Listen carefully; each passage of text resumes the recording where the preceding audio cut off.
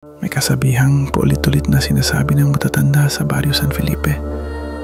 Unang dapat manatili sa sementeryo pagsapit ng 2:00 ng gabi, lalo na kung makarinig ka ng sutsot o mong tignan. Pero gaya ng ibang kabataan na yon, hindi naniniwala si Mark sa mga lumang kwento. Vlogger siya, 21 years old.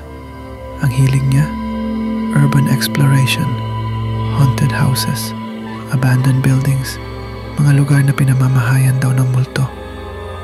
At niyang gabi, may bago siyang target, ang San Felipe Cemetery.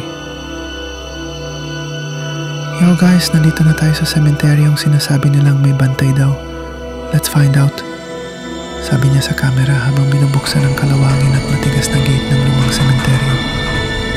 Tahimik, walang buwan, puro kahol ng aso sa malaya. Ang mga nicho, nakahilera sa magkabilang gilid. Ang ilan, bukas pa ang pinto.